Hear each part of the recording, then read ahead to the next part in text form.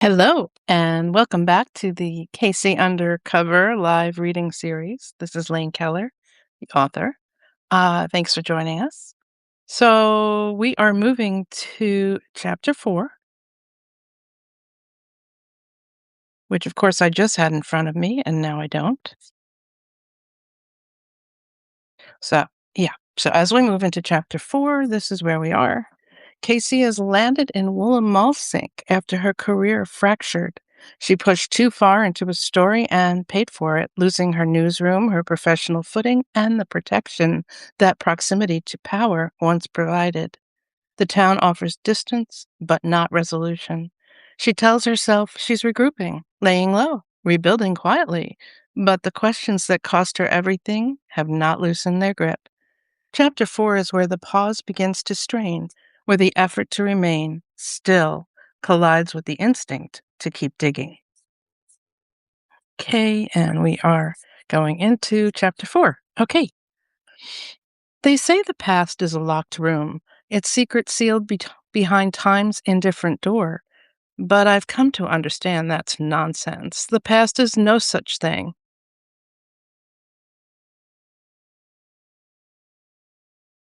I'm sorry. I just lost. Okay, here we go. I lost my spot. I'm gonna start again. They say the past is a locked room, its secret sealed behind time's indifferent door. But I've come to understand that's nonsense. The past is no such thing.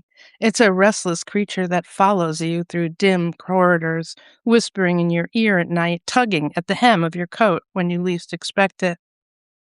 I was 16 when my parents disappeared without a trace, and though the authorities assured me that not all mysteries have answers, I knew better. It wasn't just their absence, it was the silence that followed, the missing reports, the conveniently lost files. That was when I learned the truth doesn't always want to be found. Years later, I tried to drown that lesson in ink. Journalism became my warpath. I dug into corruption, unearthed lies, and attempted to build a career on exposing what others sought to bury. But there's a price to unearthing the skeletons of the powerful.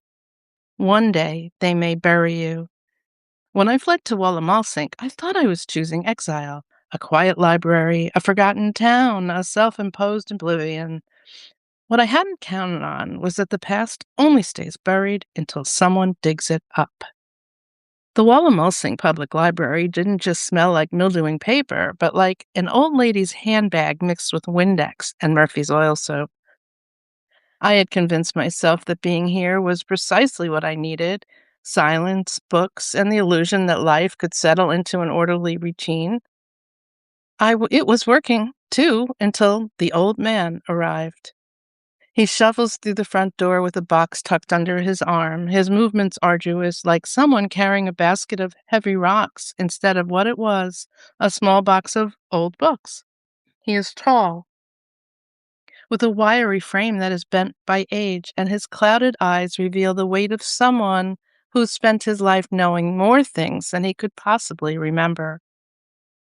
I am behind the circulation desk, making an honest attempt to resort the periodicals before the esteemed Queen Helene storms down the warpath in my direction, wielding a tomahawk and shaking her rattlesnake beads, or, in other words, preparing for one of her infamous lectures on order and decorum. The old man shuffles closer and places the box on the counter. "Donation," he murmurs. I peer inside. The box are time-worn. But it wasn't their cracked spines or yellowed pages that caught my attention. Beneath Moby Dick and Jane Eyre, a single leather-bound notebook sat like an enigmatic jewel, its cover worn and its pages unevenly bulging with age. I look up in question, but the man has turned away and is hobbling toward the door. Something about him nags at me, the way his fingers lingered on the box as if parting with it was an act of sacrifice. "Wait," I say after him. "These books, they mean something to you, don't they?" He hesitates. His eyes meet mine and something flickers. Reluctance, maybe, or perhaps recognition. They did. I hope they'll mean something to you now." With that, he steps outside, dramatically swallowed by the autumn mist. I turn back to the box, fingers tracing the notebook's cracked leather. As I open one, as I open one, sorry, as I open it, a shiver races down my spine, a sharp electric trill, coiling, then leaping upwards. My fingers tighten around the edges with an emotion that can only be described as glee. This isn't just some forgotten journal hidden under a collection of old books. This isn't some forgotten ledger tossed in with a donation box. This is a mystery wrapped in old leather. I grab it and skim through the pages. I inhale sharply, my breath uneven, my body humming with the potent of discovery.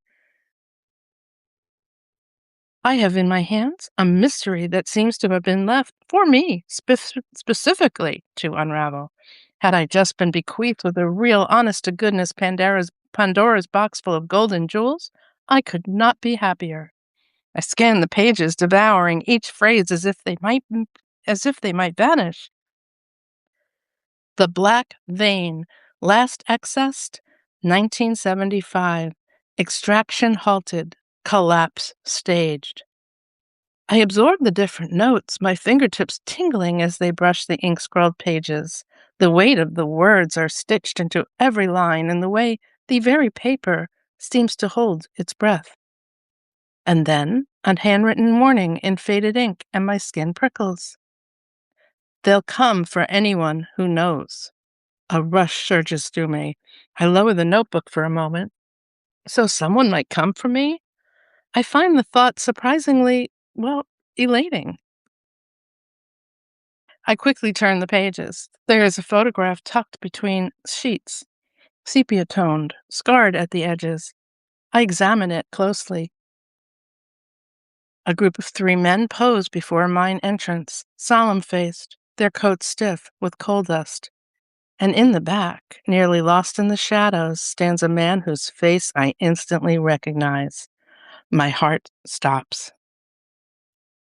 It is reckless, I admit, but I know now for certain that this is personal. This is history clawing its way out of the dirt for me. And then a warning clickety-clack. I slip the notebook into my bag just as the imperious knell materializes with the arrogant sniff of an aged Victorian, of an aged Victorian queen. "Ms. Layton," I straighten, managing an innocent expression. "Good morning, Nell." She eyes the donation box with unveiled skepticism. "That hasn't been sorted yet?"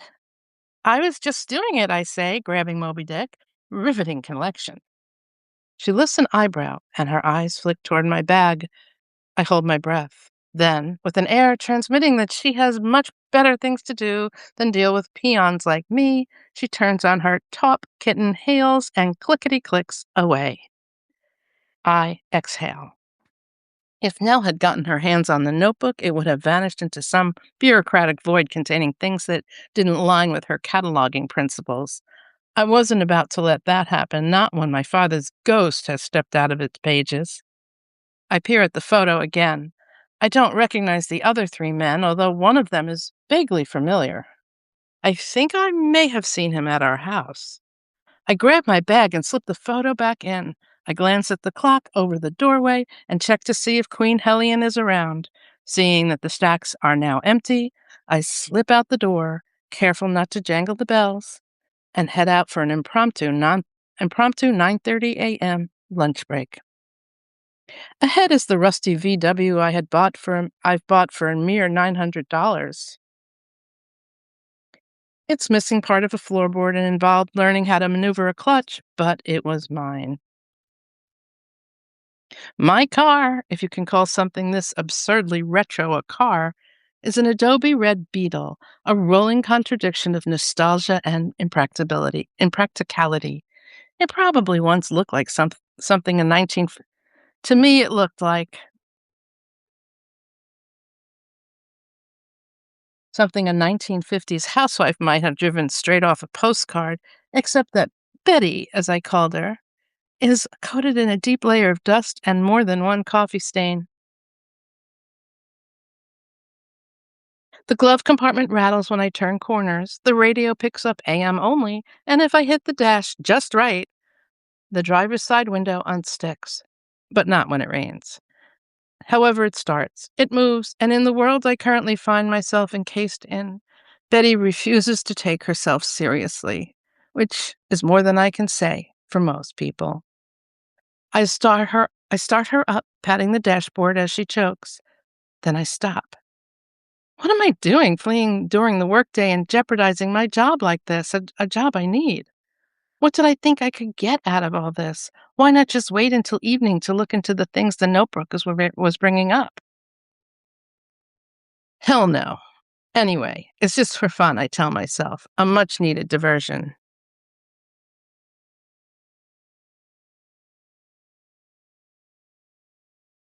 The underground press made me into a public enemy number one. The lantern shot my anonymity into oblivion, and the ensuing fallout was vicious and severe. But I'd survived, hadn't I? So what if the sponsors yanked their funds and my editor painted me as a tinfoil hat reprobate after conspiracy theorists latched onto my story like a lifeline, twisting it to fit their agenda? I didn't care, I told myself. I was free to look into whatever I wanted. I tried to forget all the pep-swinging media minions who came to look at me as a wrecking ball and the employers who made sure my future job prospects vanished.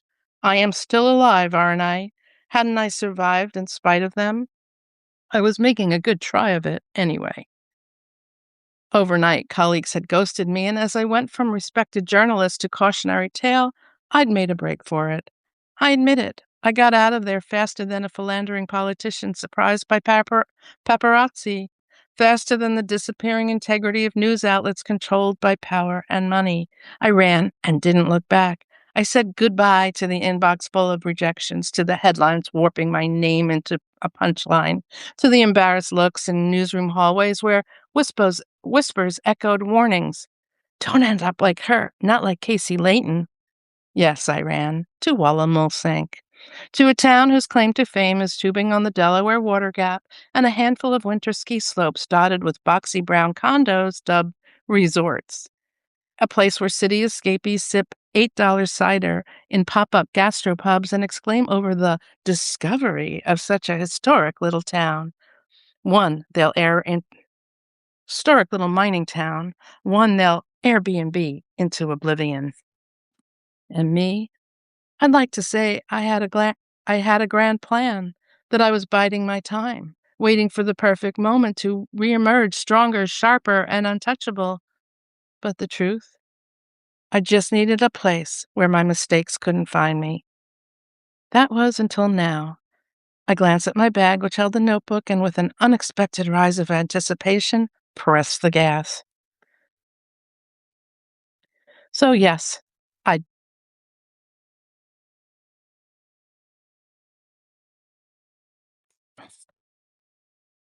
sorry.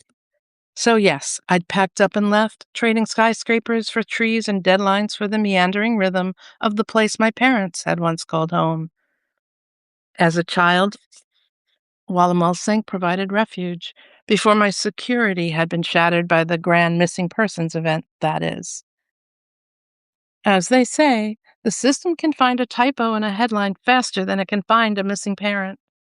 Well, I'm sure no one has actually said that, but I'm saying it now. Just ask Harper Layton Wynn and Julian Layton. They had the best intentions too, probably, no doubt chasing answers someone didn't want found. It had somehow gotten them into an awful mess. I grabbed my bag and head into the cottage I now call home, trying to forget this passage in my life. At 16, I'd learned how efficiently a case can stall, how detectives could stop returning calls, how leads could thin, and how doors could close without another shrug. Whatever truth existed was buried deeper than a teenager with an old laptop could reach. In the end, I was declared an emancipated minor under the watchful orbit of my aunts, as if legal terminology could replace parents. I shut the car door with a snap, Betty's cool metals pressing against my palm in a grounding sensation.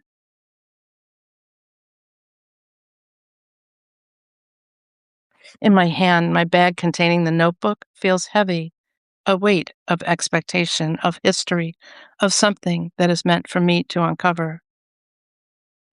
I know exactly what I'm hoping for in its pages.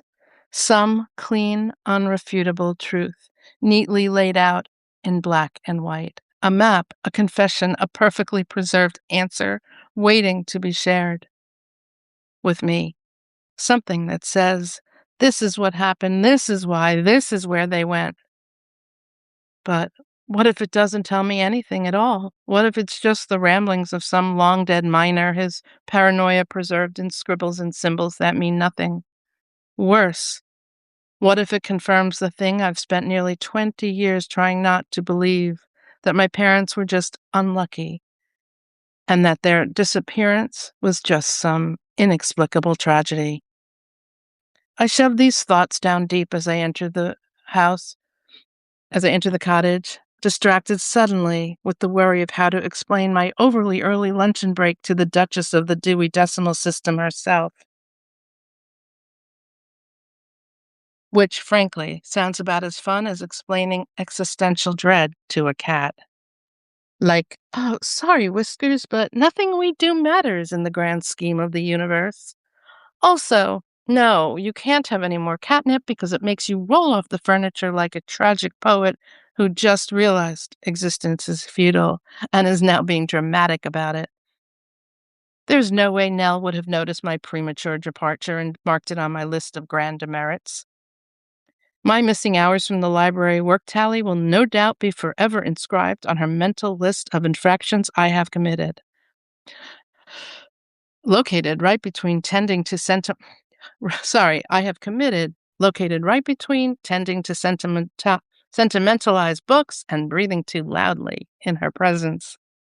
She'll want an explanation, and she'll expect a good one with bullet points and perhaps a Venn diagram. I rehearse excuses in my head, but no matter how I spin them, one truth remains. I left because I had to, because the past doesn't stay buried, because silence doesn't mean safety, because this notebook and whatever information it contains is the closest thing I have to learning any answers at all. And besides, the old man who dropped it off wanted me to have it. Maybe I'll tell Nell that my cat needed looking after, and yes, that would be my fake holographic cat Whiskers. I push my door open. I'll say Whiskers needed my attention because he has lost all sense of personal dignity, because he was locked in mortal combat with the couch cushions, convinced that if he just dug deep enough, something real would finally reveal itself. Okay, we'll stop there. That's the end of chapter 4 as it's currently written. Thank you for being here. Bye now.